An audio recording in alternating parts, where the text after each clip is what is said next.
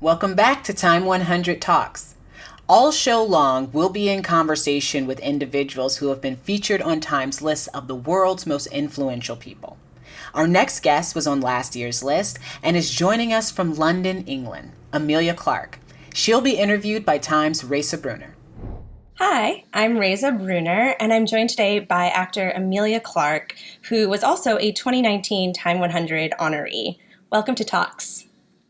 Hi, thank you so much for having me. I must admit, when you guys gave me that incredible honour, I was completely flabbergasted and felt when I was at the ceremony, I was like, I'm in the wrong room. I snuck in somehow. So thank you so much. Oh, that's so amazing to hear. And it's wonderful to be able to have this conversation with you as part of our week of celebrating the new list and everyone who's joined the community. So as we mentioned, you joined Time 100 last year, and I was rereading the tribute that Emma Thompson wrote for you for the magazine.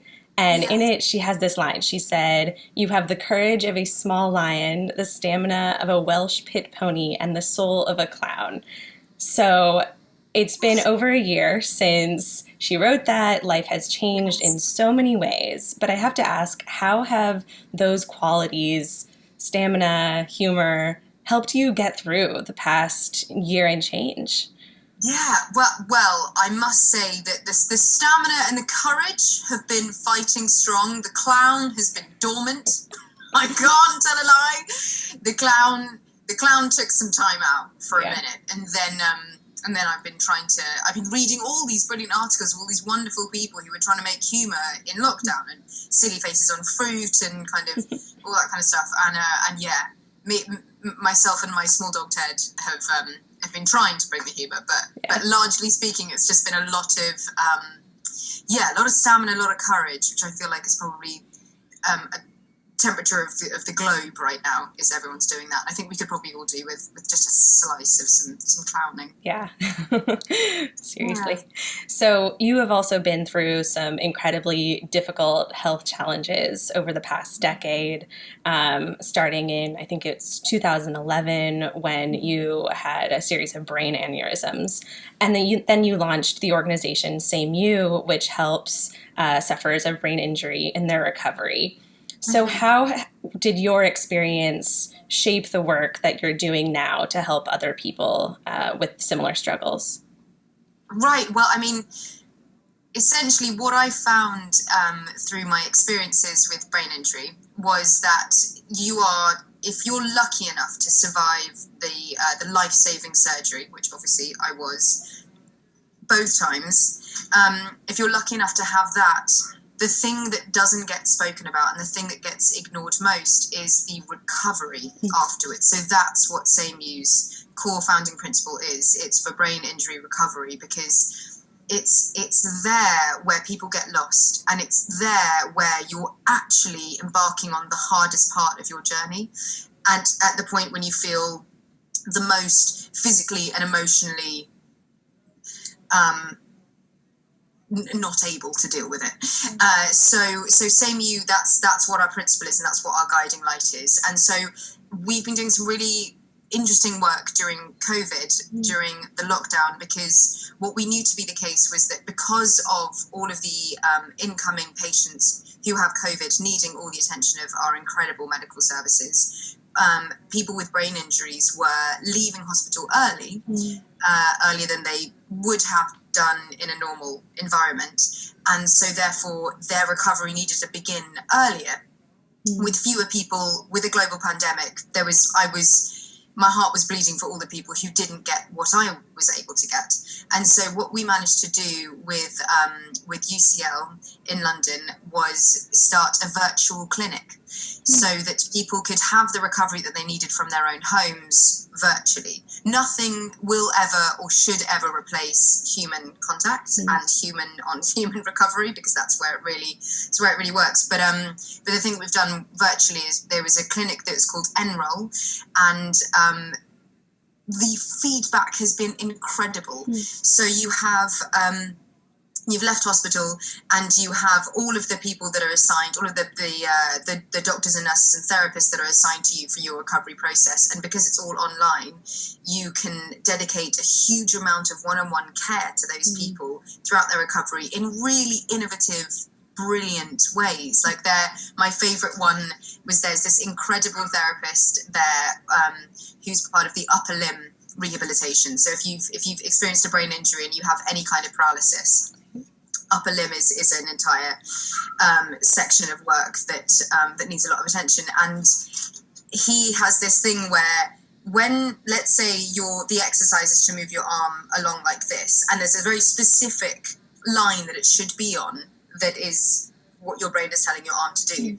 And every time you're doing it, your favorite song is playing.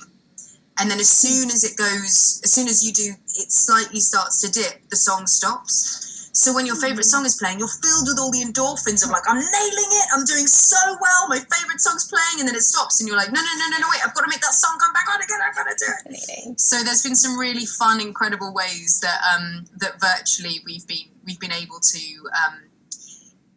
hopefully make people not feel as alone as they would do normally. Because if you can imagine, we've all been feeling desperate and alone and frightened and scared and everything else that goes along with being in lockdown and experiencing a global pandemic. But having a brain injury, you already feel those things. Put a global pandemic on top of that, and that's compounded to such an extent. So we put a lot of time, energy, and care into creating that, and we're now just trying to see ways that we can actually make that carry on as a kind of, because rehabilitation is incredibly unavailable everywhere. It is, recovery is something that is such a white space. People aren't aware of it, and the bulk of living with a brain injury is understanding and dealing with your own recovery. And so it's been, COVID has paradoxically been quite an incredible moment for us to really assess that properly and see how are the ways when in a global pandemic that we can really reach out and make people not feel alone. Yeah, it's really interesting how those virtual connections, although not the same as being in person, can lead to some innovative new ways to connect and to hopefully improve and change treatment. So it's very, very cool to hear about. Another thing that I know is close to your heart is medical care and medical workers and nurses in specific. And the Time 100 list this year actually includes more nurses and doctors than ever before to reflect these times. So one question I have is, what should the public know about the best ways to support and honor the work of essential healthcare workers? Well, I mean, what each country has been doing in their own ways has been incredible. Just showing your support and thanks in the ways that you can. I mean, in England we have the glorious, the wonderful, the life-saving NHS, and that's always something that I think every Brit is worried will go, possibly if someone in government decides that it's not needed. It is. I believe in free healthcare for all, everywhere. I believe that with my soul, because I am lucky enough, fortunate enough to be born into a country where I get free healthcare, and it's something I've never ever taken for granted, and you never can. Well, I'm ambassador for the Royal College of Nursing and also for Nursing Now. So there's a lot of things that you can do to support those unions that support them. Which I think is really incredibly valid. Supporting the NHS, knowing where it might, because it's so specific to each country. It's so specific to each healthcare system that you have. There are individual ways in which you can support them there, but finding out what the unions are and supporting those unions is really important. And then being able to, in England we have NHS charities, so that is a fund that you can donate to. My goodness, giving them respect, shout out, care, love, being as generous of spirit as you can be when being in a hospital and being around them, and letting them know how much we care and how much we need them. And so individually supporting people in the countries that they're in, I think is sort of it, and finding your local area, your local hospital, the charity that's associated with that. Every hospital will have a charity that's attached to it, and you can donate to them, and you can support them, and you can volunteer, and you can make them feel wonderful in every way that you can. So what lessons do you think you learned from your own experiences going through the health system that have helped you deal in terms of just like mentally with everything going on right now and the pandemic and surviving all of the changes and upheavals? Heavens, yes. Well, I mean, there's a couple of medical related experiences that I've had in my life that have given me possibly an armor of sorts when approaching a global pandemic. The thing we're not talking about is death. That's it. And so when you personally come very close to dying, which I did twice, it brings into light a conversation that you have with yourself that goes to the tune of appreciation for what you do have. Thanks for the people in your life that are here. Losing my dad actually was probably the most profound thing that has ever happened to me. And understanding that and wrapping your head around it has counterintuitively opened my mind in so many ways. In a way that kind of, when you truly understand and feel grief, which is what we're all experiencing right now in a global pandemic, we're all experiencing a collective grief, because grief can come in many different forms. It isn't necessarily the death of a human, the death of someone you love. It can be the death of a life that you thought you had forever.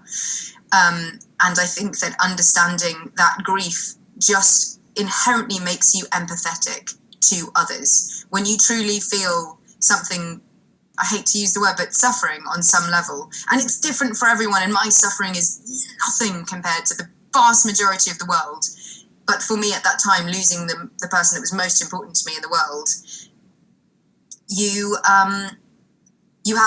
have an innate greater understanding of the fragility of life, and so therefore taking stock of what you have and needing less.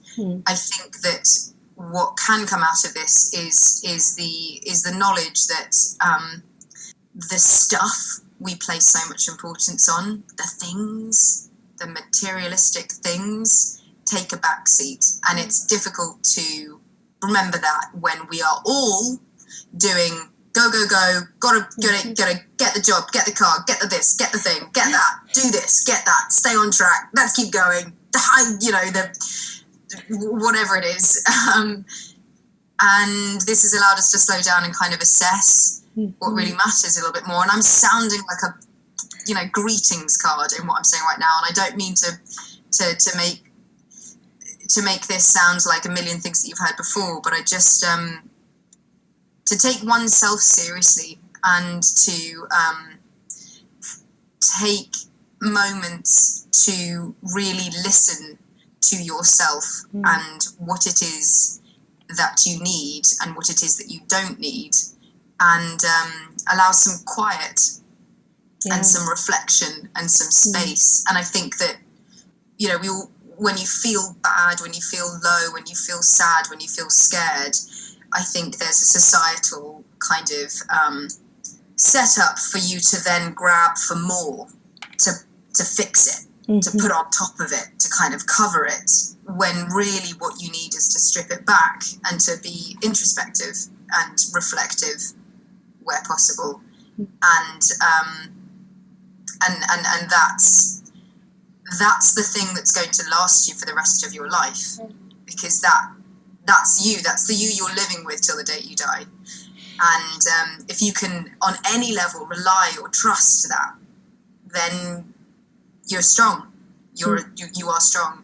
And I would hope that people don't need to suffer to feel that, to suffer to realize that. Yeah. But it's definitely, through all my experiences, that's the biggest takeaway that I've learned is it's just this. Yeah. That's what you have.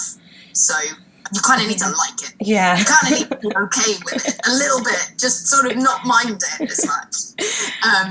And then you'll seek less, I think. That's a lot to take in.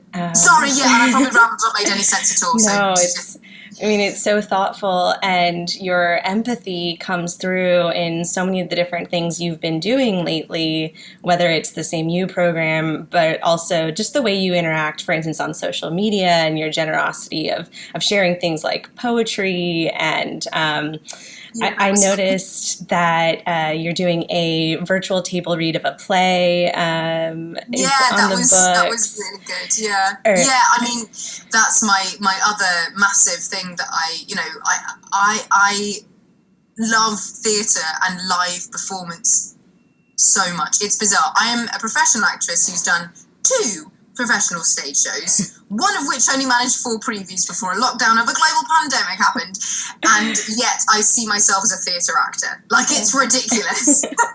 I go to the theatre as much as I possibly can, and I have been grieving and mourning missing that. I think we are, human beings only learned how to communicate through telling stories. Like, telling stories and listening to stories is the very bedrock of what makes us human. And without that live interaction you get, either be it being on stage and performing or being in the audience and absorbing all of that, is my life is worse. It's worse off for it not being in it. So the theatres that are struggling to stay alive right now, I care about passionately, and thankfully, there are many funds, at least in England, that and in the UK that are supporting theatres and are supporting freelance artists, because no one got any money anyway. Like, you working in the theatre as a freelancer, there's not a lot of money in it. You don't do it for that, and so then without any income at all, and in a global pandemic where other jobs are much harder to get, there's a lot of people going hungry right now, and. So the table read for Private Lives, which is what I did, it was glorious, and all of the money raised for that goes to the RTF, which is the Royal Theatrical Fund, to help people in need right now. Have you thought at all about what comes next, or things that you would like to see improve when life comes back online in theatre and film? I'm looking forward to theatre. I'm looking forward to going to the theatre and watching something, or not going to the theatre, going to a bridge or a shed, the grassy knoll, any kind of space where someone's going to tell me a story physically and I'm going to absorb it. Looking forward to that massively. Looking forward to everyone having a newfound appreciation, as long as it might last, for living and for interacting with one another. I know I miss that terribly, and heavens, looking forward to just to the knowledge that when the vaccine arrives, and what I'm saying when, and when such a time happens, that we get to look back and go, whoa, that was a huge thing that we all undertook together. Looking around and seeing people taking just a second more to go, lucky. I feel lucky. I feel really appreciative of this moment that I'm experiencing right now. Yeah, looking forward to getting back to work and not complaining about it. Looking forward to getting back to work and not going, so happy to be here, thank you so much for the job, when's lunch? Which is what most actors do. No, not most actors, I'm sorry, not all actors, but sometimes, we all do in your jobs, you get, as rightly so, you get a little like, oh, okay, cool, we're going to do this again tomorrow, great. So I think that the joy of that will last a bit longer. And just walking down the street, catching an eye with someone and being like, this is great. Yeah, and maybe being able to see their face and not just the eyes above the mask. Yes. I'm looking forward to the entire planet not being in fear. Yeah. Really looking forward to that happening. Someday. So, dancing, music. Yes. Sorry, now I'm done. Yeah. So, a few weeks ago, I was reading that you had been discussing a Game of Thrones situation in which there was like a costuming double standard on set. And I know that equitability in acting environments has always been very important to you, and you've always been an advocate for making sure that you have a safe space and that other actors feel comfortable on sets. So I'm curious if there are ongoing double standards in the film industry that continue to bother you right now, and what you think audiences can do to support a more equal environment for actors. Well, I think that since Time's Up, some stuff has happened. Stuff has changed. There's things like intimacy coaches, which are wonderful, and something that was very far away from my experience. Yeah. I think that the awareness and the noise that is made around who it is that we are watching, telling these, whose stories are we hearing, who is saying them, that's vital. Inclusivity of humanity, of everybody. There's not enough representation. I believe that standard is still there. I believe it's coming. But that's something I care about, and the way that audiences can support that is by watching things that are, and supporting them and giving them big box office numbers, because that's, as soon as it's a business, as soon as corporations were to see that actually people want to see not just white people, and want to hear stories that we've spent our lives not hearing. I want to hear those stories. The audience should want to hear those stories. It's a new goddamn story. We thought we ran out. We haven't. We just didn't ask a bunch of people. Yeah. And now I want to hear, and I want to watch them. And the way that audiences can support that is by watching them, is by seeking them out, by seeking out filmmakers, actors, studios, whoever it is, whatever group of humans it is that's making a story that is inclusive and representative of people and diverse. Then that equals you're giving them a big box office surge. It just means money. You give them money, people are going to they're going to then go, oh, it's financially viable for me to keep doing that, so we're going to keep doing that. Do you know what I mean? So, I think that there's a lot that we are responsible for in the film industry that we can keep doing and keep pushing, and people just shouldn't stop. We should just keep doing it. Do you feel, and the world will be richer for it. Damn it. That's the annoying thing. You see a story you've not heard before. You hear the point of view. You see a ritual or a culture that you don't know because you're not around it. It's you're learning. You're learning, you're experiencing a story that's beautiful and engrossing, and you're better for knowing that story. So however we can, encourage and support those people. Yeah. Do you feel hopeful about progress that's been made in that direction? And more generally, what's giving you hope right now for the future? I have described myself as a pathological optimist. So I've got a lot of hope. And hope can be a funny thing. It can really, it can hurt, hope. It can be really painful sometimes if you're filled with it and you wait a long time for that to sprout wings and fly. But I just keep saying the cheesiest things, but I believe in humanity. I believe in us. I believe in us as a global humanity. I think that it's chilling that it takes a global pandemic to make a bunch of us stop and assess and see what we have. But I'm hopeful that our healthcare workers and our frontline workers are going to be supported forever. I'm hopeful that in the wake of Black Lives Matter and everything that's happened around that we will continue to encourage, support, and see stories from everyone. And yeah, I'm hopeful that when we're not fighting a virus that doesn't care where you come from or how much money you have, that when we're not fighting that we get to go, oh, we're all on the same side. I got it. let's make sure the Earth doesn't explode. So let's do.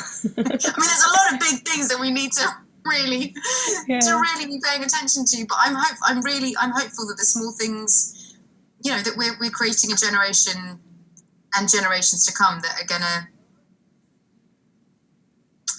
be the flowering of that hope, that they're gonna hopefully help us. Yeah. Emilia, thank you so much for that positivity. That optimism is so important right now. And thank you for joining us today for Time 100 Talks. And I hope you have a great week. Thank you so much. Thank you for having me.